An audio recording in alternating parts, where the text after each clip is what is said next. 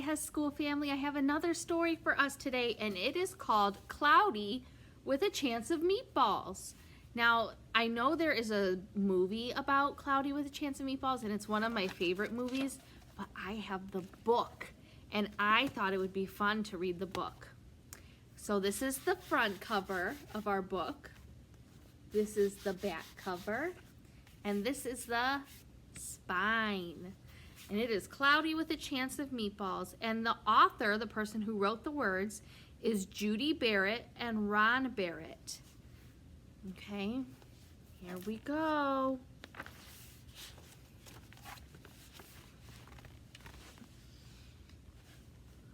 We were all sitting around the big kitchen table. It was Saturday morning, pancake morning. Mom was squeezing oranges for juice. Henry and I were betting on how many pancakes we could eat, and Grandpa was doing the flipping. See, Grandpa's making pancakes, Mom's making juice, and they are taking bets on who's going to eat the most pancakes. Seconds later, something flew through the air, headed toward the kitchen ceiling, and landed right on Henry. After we realized that the flying object was only a pancake, we all laughed, even Grandpa. Breakfast continued uneventfully. All the other pancakes landed in the pan, and all of them were eaten, even the one that landed on Henry. Oh my gosh. Ooh, what do you think's happening here? That night, touched off by the pancake incident at breakfast, Grandpa told us the best tall tale bedtime story he'd ever told. That means a make-believe story. Tall tale means make-believe. Across an ocean, over lots of huge bumpy mountains, across 3 hot deserts and 1 smaller ocean, there lay a tiny town of Chew and Swallow.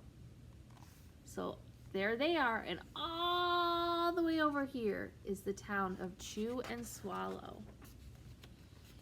In most ways, it was very much like any other tiny town. It had a main street lined with stores, houses, with trees and gardens around them, a school, about 300 people, and some cats and dogs. But there were no food stores in the town of Chew and Swallow. They didn't need any. The sky supplied all the food they could possibly want. The only thing that was really different about Chew and Swallow was its weather. It came 3 times a day, at breakfast, lunch, and dinner. Everything that everyone ate came from the sky. So they have a town, but they don't have any grocery stores because their food comes from the sky. What in the world? Let's see what happens. Whatever the weather served, that was what they ate. But it never rained rain, and it never snowed snow, and it never blew just wind. It rained things like soup and juice. It snowed mashed potatoes and green peas. And sometimes the wind blew in storms of hamburgers.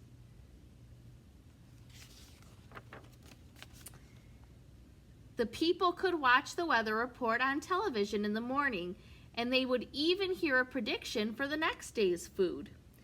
When the townspeople went outside, they carried their plates, cups, glasses, forks, spoons, knives, and napkins with them. That way they would always be prepared for any kind of weather. If there were leftovers, and there usually were, the people took them home and put them in their refrigerators in case they got hungry between meals. Like snacks. Oh my goodness, look at it. He has a big umbrella full of juice. It's raining, it looks like more pancakes here. And pie. Oh my goodness, look, she's catching some chicken.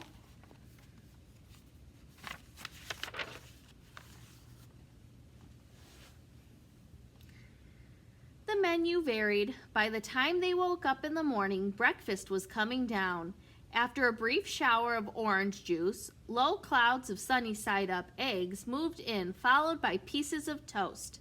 Butter and jelly sprinkled down for the toast, and most of the time, it rained milk afterwards. See, there's all the breakfast foods in their tree. There's eggs and toast, the juice and the syrup.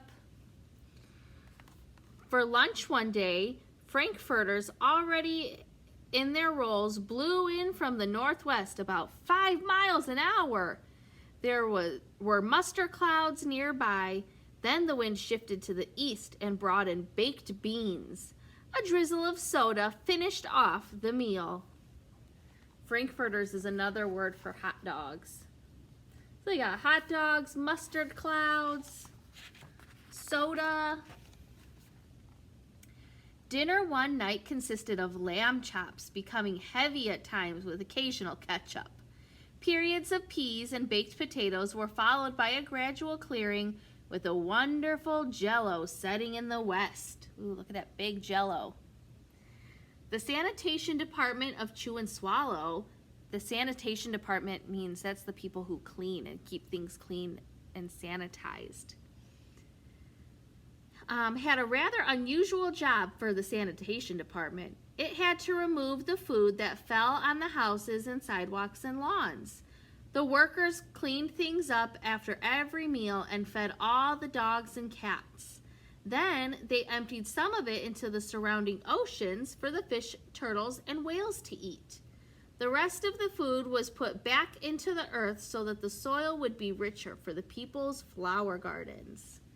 So look, they're getting all the leftover food and they're going to give it to cats and dogs. They're going to put it in the ocean for the fish. Life for the townspeople was delicious until the weather took a turn for the worse. Uh-oh. One day, there was nothing but gorgonzola cheese all day. That's very stinky cheese. If you look, they have little clips on their noses. The next day, there was only broccoli, and it was all overcooked. And the next day, there were Brussels sprouts and peanut butter with mayonnaise. Ew. Another day, there was a pea soup fog. No one could see where they were going, and they could barely find the rest of the meal that got stuck in the fog. Uh-oh, so all their food is going crazy. Even crazier than it was. The food was getting larger and larger, and so were the portions. That means the size and the amounts. The people were getting frightened. Violent storms blew up frequently, and awful things were happening. On Tuesday, there was a hurricane of bread rolls all day long into the night.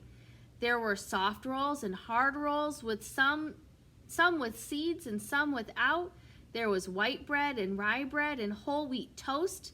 Most of it was larger than they had ever seen bread and rolls before. It was a terrible day. Everyone had to stay indoors. Roofs were damaged, and the sanitation department was beside itself.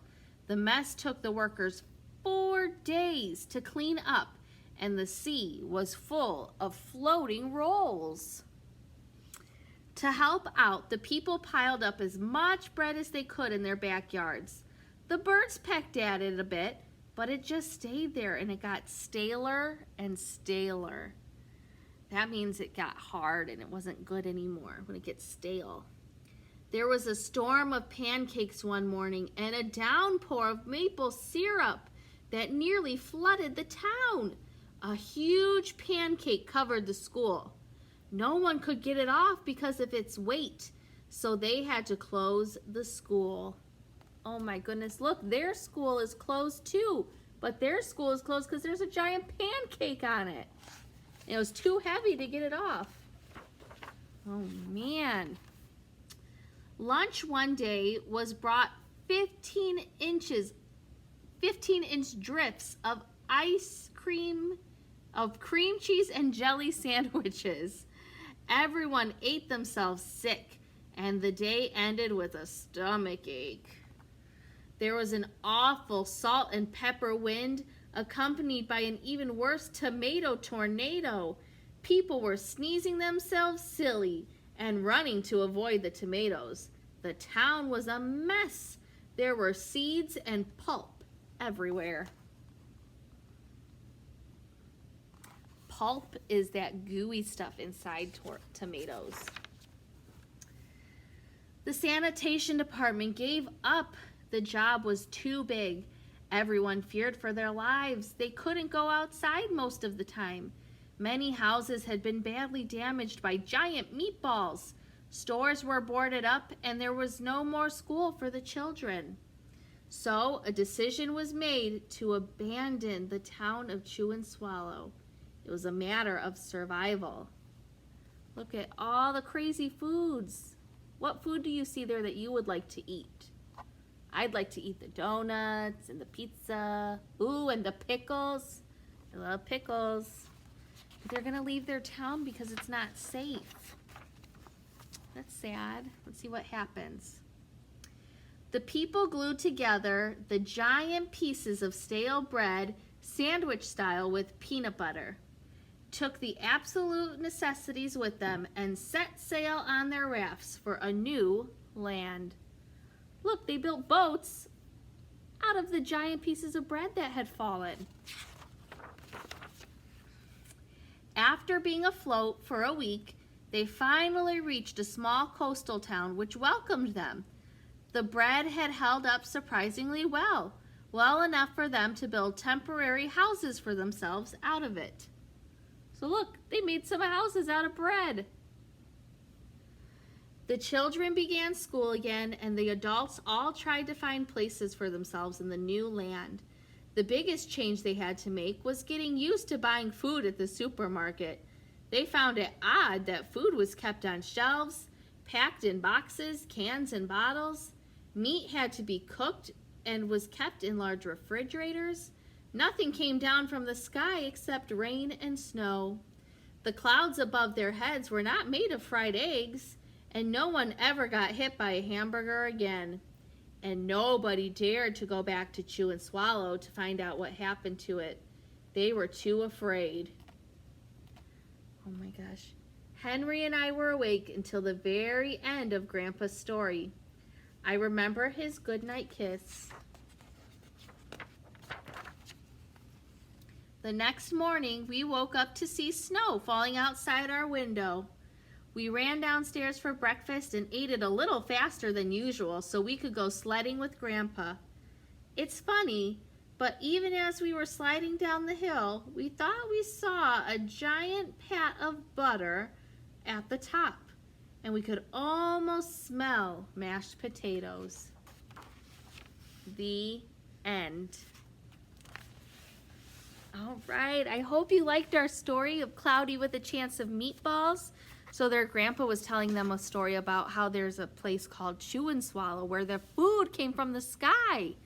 And they didn't have to buy it in stores. But now but then things got a little scary, a little dangerous, so they had to move. And when they moved, they thought it was really weird that they had to shop in stores like you and your families do and I do. Yeah, so it's a silly story, but it's one of my favorites. If you ever get to watch the movie, I say you should watch the movie. It's a really good one. All right, my friends, I hope you enjoyed it, and I will see you soon. I miss you so much. Bye.